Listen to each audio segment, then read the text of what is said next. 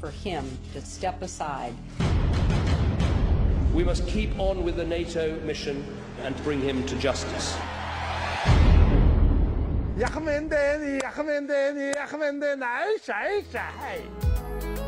made that up. The creators of Borat return and reteam for their next comedic adventure. Hello there everyone, and thank you once again for visiting ReelScreenReviews.com. I am movie critic Nick Iacobucci, and our next movie review is The Dictator. This satiric comedy opened on May 16th, 2012, and it stars Sacha Baron Cohen, Sir Ben Kingsley, and Anna Faris. This film comes to us from director Larry Charles, the veteran TV and film director known for the TV show Cheers, Will and Grace, and the aforementioned Borat. He now once again collaborates with Cohen to see if they can improve after stumbling a little bit last time out with Bruno.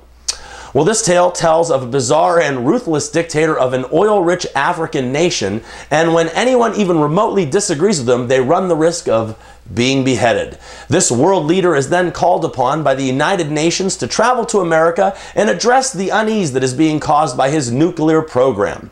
The dictator also explores a man that will stop at nothing to keep his country democracy free, and where the only word needed to be spoken is oppressed. As this satire plays out, we will encounter many supporting characters along the way, including John C. Reilly, BJ Novak, and Megan Fox. Well, people, when I saw Borat, there was this point when absolutely nothing was happening on screen and I was still laughing out loud. And during this time, my friend turns to me and asks me what I was laughing at. I turn to him and I say, I'm just wondering what the hell he's going to do next. And this new film, The Dictator, is right along the same level in terms of shock and sheer offensiveness. You know, you sit there and you wonder how he could possibly top himself as this movie progresses, but as each scene passes, he seems to do just that. You know, that being said, he really has kept the status quo of the graphic vulgarity that he attained in both Bruno and Borat, and even through this very rated R comedy, he has also crafted something that's not just very funny, but very safe at the same time. The Dictator is also what I would describe as Cohen's most mainstream movie, with a cameo from Megan Fox, the mentioning of the Kardashians, and other pop culture references throughout. And you know, this might actually be a stretch, but I could easily see how some would classify this as a rom-com. Now, Sacha Baron Cohen has to be likable or no one would go see his films, but I would be the first one to say that he can really wear on an audience after about 2 hours straight. Now, I have never personally seen anyone like this guy that will do anything to get the joke, but I think that all of his antics are really absolutely necessary because it offsets some of his unlikability. He very much reminds me of Jim Carrey from his early years because when he chooses to work with truly great filmmakers, he's always well above average. Here, Cohen is still above average, and his Dictator is an over-the-top ass and giant moron.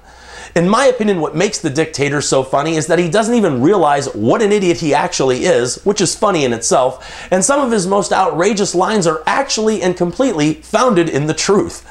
You know, this is a very funny movie, and if you see it immediately after you see What Do You Expect When You're Expecting, you'll believe this to be cinematic excellence.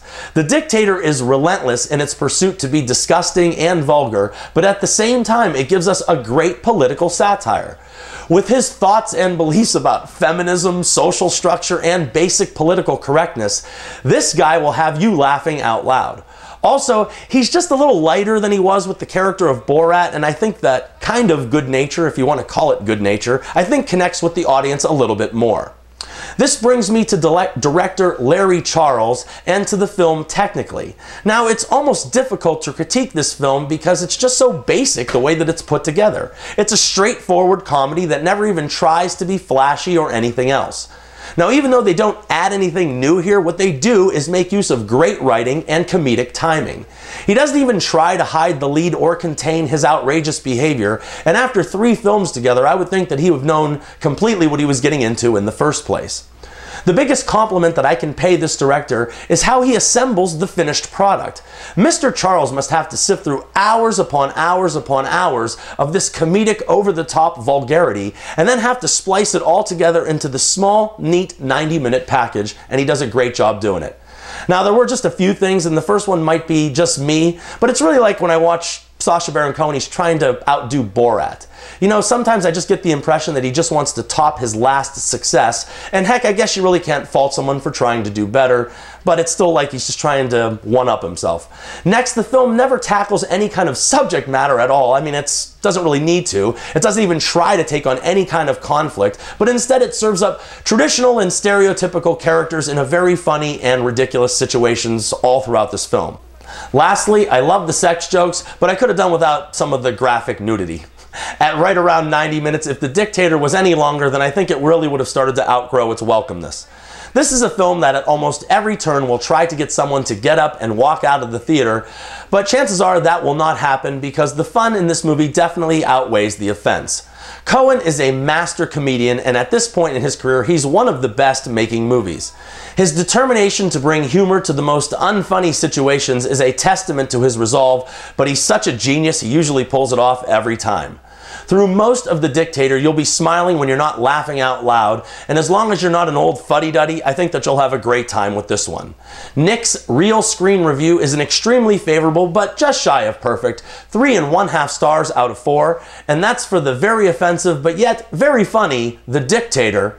And remember, people, I'm not always right, but only when it comes to the movies, and thank you for your attention.